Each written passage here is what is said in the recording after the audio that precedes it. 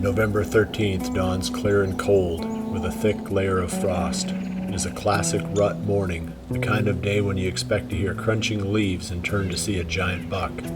That is the dream on this crisp morning, as Jared Mills is back in his familiar creek bottom stand, hunting a giant. Well, it's Friday, November 13th. The sun is just coming up, and Josh and I are all set up in a creek bottom, going after George Brett again. I can't really even say I'm playing cat and mouse with this deer because I can't even find him right now. Not even 100% sure he's on the farm, but I know he's spent a fair amount of time in this bottom. I just haven't had any pictures of him in probably a week and a half, 2 weeks now, so kind of a guessing game, but I'm focusing on areas I know he's used in the past. It was November 11th of last year, so I filmed him fighting in this creek, the same creek we walked in this morning. That's only 100 yards from here, so I know he's used this area this time of year. That's the reason I'm focusing on this spot for this morning. We'll see what happens. Gonna hang in here as long as we can, hoping for some good later morning movement and hopefully a sighting of George Brett so I can continue to build this puzzle.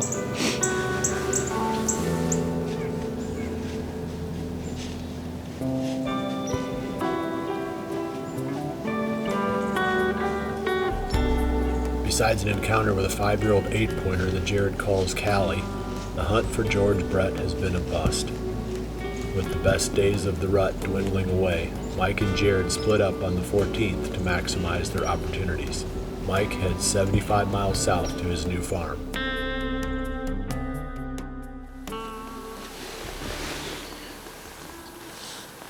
Well, it's Saturday, November 14th.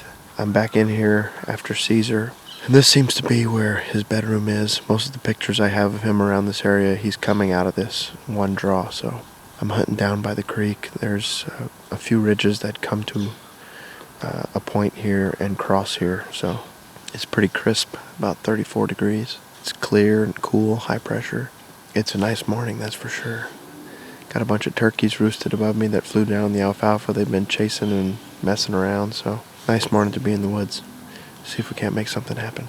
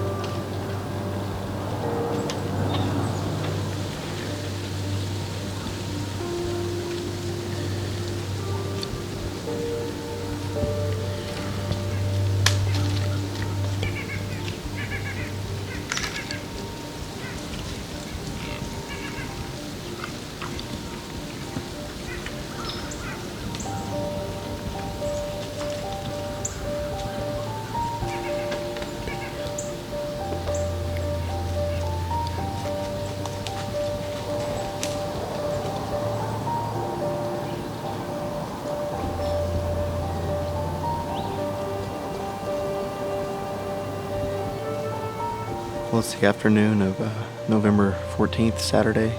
I'm hunting the same stand I hunted this morning. I saw 8 bucks this morning, including Ricky and 66. And then just walking in through the alfalfa field, a hot doe crossed and 66 was right on her tail. So they came right out of here. So I got some good footage of him. There was 2 other small bucks. Hopefully the parade just continues and we'll see a couple of the mature bucks. Caesar, I have him on cam November 2nd, 3rd, 6th, 7th. He's always coming out of here in the evening, so I think he beds in this TSI timber on one of these ridge points. So hopefully I can get him in here. He's the deer I'm after.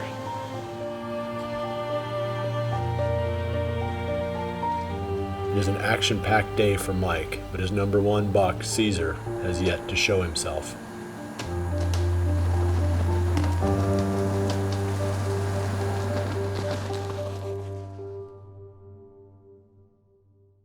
The stand where Mike is hunting is down in a bottom with steep ridges on both sides. While this is not the ideal setup, sometimes you don't have options. Many of the deer that approach this spot are at eye level. Concealment is key, and good camouflage is part of that formula. Real tree camo keeps Mike hidden in this tough spot. Big and Beastie is the number one selling blend at Frigid Forage. This is one that we've had a lot of success with here. It's a blend of brassicas that you plant in the summer, and it produces a lot of forage through the fall and winter. So throughout the entire hunting season, there's a lot of forage that you can get in one food plot. It's a great source of nutrition for our deer, lots of forage, and a great place to hunt over with maximum attraction throughout the entire hunting season. The Ozonics HR300 has two different fan settings. The high setting is perfect for tree stands because you have a lot of open air around you that your scent can float into. In ground blinds, when you're in an enclosed area, you don't have as much open air, so you can switch the unit over to the low setting because you don't need as much ozone to cover up that scent.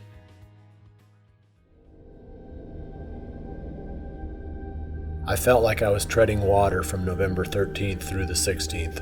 I saw some decent young bucks, which has been the story of my season. After EHD took a high percentage of my mature bucks in 2012, the herd has been on the rebound. That means the average age of the bucks is going to be low. After all, it takes 5 years to grow a 5-year-old buck. It has only been 3 years since the wipeout. I press on nonetheless. I still have the no-name 10 to hunt, and there is always hope that something new will move in.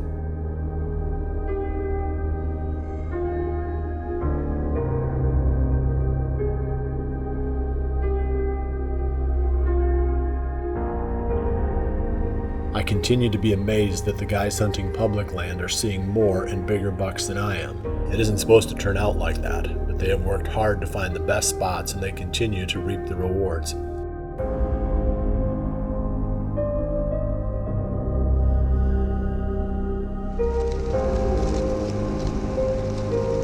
On the 18th, Greg Clements is hunting a stand that Aaron hung a mile back in a big block of timber.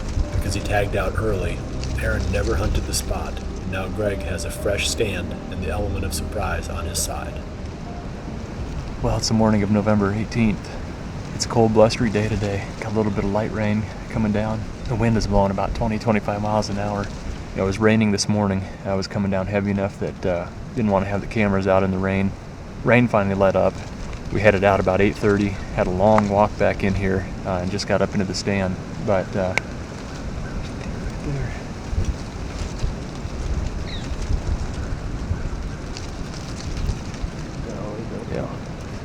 fawn just came trotting through there. So we're set up on a ridge in a big block of timber, thick bedding area to the west. There's food off to the east, and I like that you can actually see quite a ways. If we see a buck cruising, we should be able to call him up here and get a shot. So like I said, it's 10 o'clock right now. We've got the rest of the day to sit here. Should be an exciting hunt.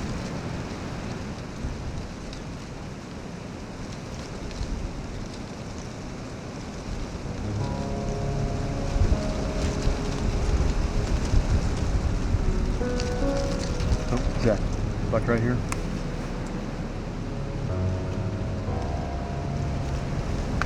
Try to call him up.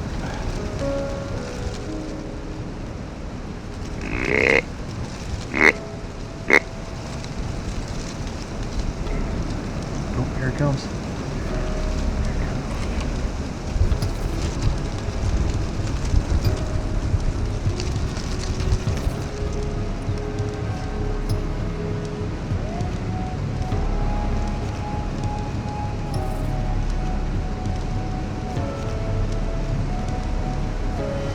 Yep. Right.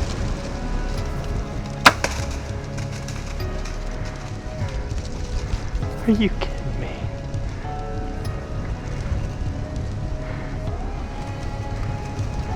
Where's he at now? He's down the block. Come on. I don't know if you did, Greg. I think you smoked him. You still see him? Walking away.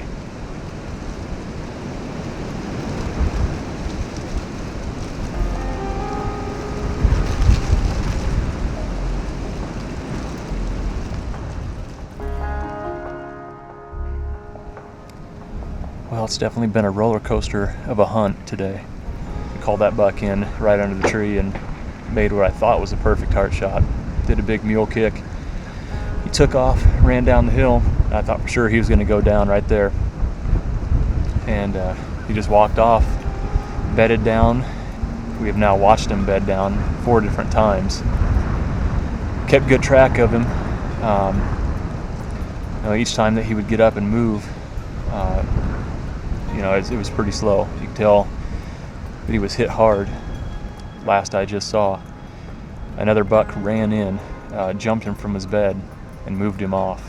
And I lost track of him in the thick cover. I don't know how far he would have went. From what I've seen so far, he's not going far from bed to bed. It's a waiting game now. Certainly not the way that I wanted it to go.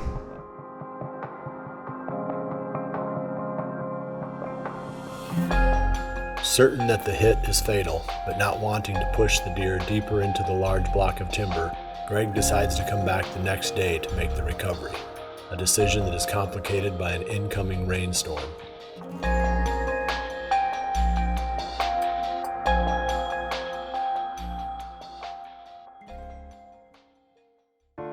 The Cabela's Stalker Sling Pack is also a great choice for the public land hunter. It's very light and roomy, easy to pack in long distances, and it hangs in the tree without taking up a ton of room. We'll also use it when we're out running trail cameras because a laptop computer fits perfectly in the side pouch. Trophy rock minerals play an important role for us in 2 ways. First, they supply the mineral needs of the deer on the properties that we hunt. But just as important to us as hunters is the fact that the deer are very attracted to these sites, which makes them the perfect locations to get summertime trail camera pictures and gives us a head start going into the season. I shoot a 5-pin fuse sight, which is sighted 20, 30, 40, 50, 60. And though I have never taken a 60-yard shot at a deer, I have taken shots in the 40 to 50, the 40-yard plus range. And having a smaller pin diameter that's really bright allows you to make precise shots even at these longer distances. A lightweight muddy tree stand with their backpack straps and 4 to 5 quick sticks is our go-to setup for doing hanging hunts on public land. It's not only easy to hang, but it packs in quietly and allows us to set up fast when we find the perfect spot. 450 miles to the southwest, Kansas bow hunter Derik Jones climbs into the redneck bale blind that he recently moved to a small food plot. Well, it's November 18th, and Josh and I just got set up. It's about 2:15 in the afternoon. We came out to this hay bale blind we set up 2 days ago, Monday evening. It was raining all day. This is a spot where we usually have a food plot, but this summer we just didn't have time. We kind of neglected it. And there's actually quite a bit of volunteer wheat and actually some clover coming up under those weeds. So just from that, I was like, well, what if we just mow it and see what happens? So I came in here Monday, the day we set this up, mowed this. This was 6 foot high in sunflowers and Johnson grass and stuff, but there's actually quite a bit of volunteer wheat coming up. I think that's what those deer out here are feeding on. This is a big transition spot. A bunch of 3 draws come together right here in this bottom. So hopefully we catch these bucks coming across here. Josh and I were actually just got in the blind, setting up the camera stuff, and literally just closed the door. And we thought we heard something out here just to the west of the blind. Got everything set up, looked out, there's a young buck right out here, about 30 yards from the blind. So they're obviously not scared of this hay bale blind. That's good. And I actually got pictures of a mature buck out here just this morning, feeding out here, so things are looking good.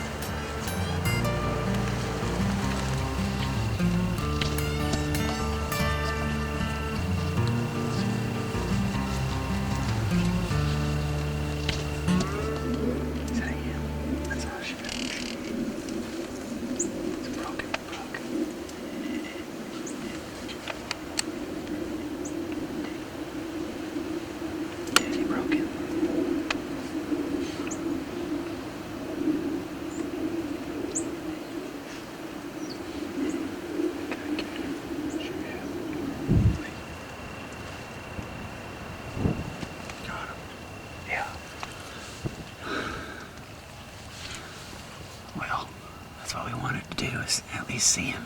We know he's close. He just went into that deal, hopped back up, and he got on that little flat right by my other tree stand. I gave him a couple of grunts. He heard it, but he went on. Oh, maybe he'll make another round coming here a little later. But I think he just came here looking for does. Man, that's awesome. He's a good buck.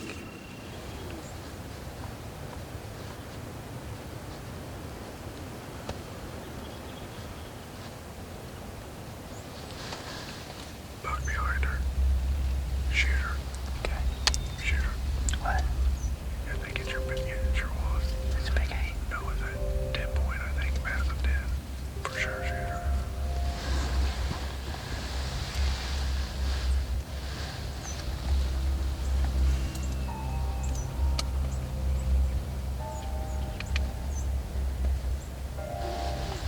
That one I don't have pictures of for you.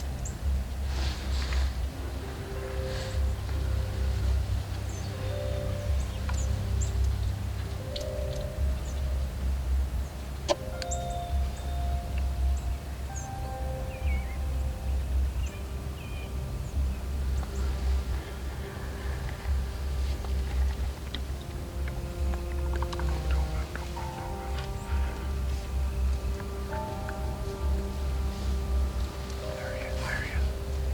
Here he comes. He's gonna come fast. Do I have time to range it? Yeah.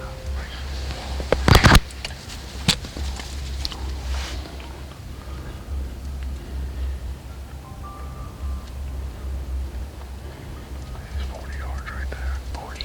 He's coming towards us. 36. Right here. 40 yards. Right there. 40 yards.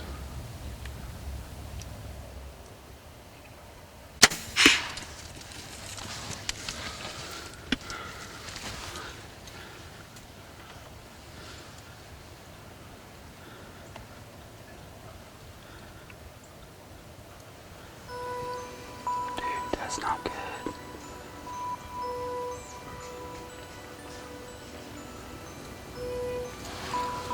I want to be excited about this, but I want to make sure that I see where this deer goes. There's something weird. He just walked off with my arrow. Dark red blood on it, though. It's been about 10 minutes since I shot that deer. I can't really explain why. He just walked off. He was doing the tail quiver, you know. We thought maybe he'd go down right there in that opening, but he walked on. The last time I seen him was right behind this big cedar tree, and I haven't seen him come out. Worst case scenario is it's one lung and a liver. It's just a touch back. He was at 40 yards. I'm pretty confident that we're gonna find him, but it's gonna be a long night. It was a great night, man. We had 3 different bucks in here, a pile of does and fawns. The plan worked. Just mowing this plot, getting this hay bale blind set up. With any luck, we'll find this deer.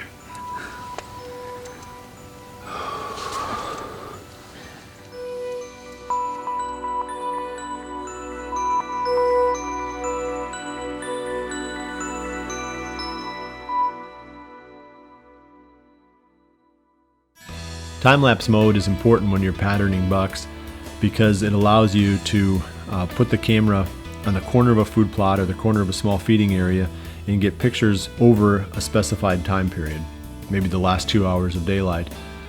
This allows you to get a real good handle on where the deer are coming from as they enter the food plot. It gives you a real good feel for how to hunt it. The Muddy ProCam 12 has this time-lapse feature, which makes it a top choice for me when I'm patterning bucks. I've been shooting Scott releases since 1991. That's 25 years. I like them because they are dependable, solid, adjustable, and very simple.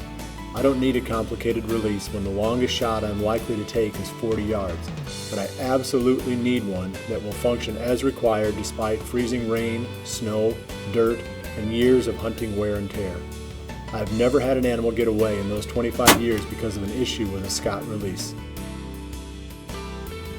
I shoot a fairly heavy draw weight on my bow, and when you do that you have to have a really smooth cam, otherwise it can be almost too much to handle. The Hoyt Nitram Z5 cam is super smooth has a very solid back wall. The Hoyt Z5 is smooth enough that I can draw back and hold heavy draw weights comfortably. Redneck's bail blinds are extremely portable. You can move a redneck bail blind into a field as soon as the farmer finishes combining the grain in that field. This has proven to be extremely effective for us. The equipment pulls out, they come out that evening to see what's going on, they see that bail blind sitting there, they don't think anything of it. And being extremely portable allows you to take advantage of this so you can always stay one step ahead of the action.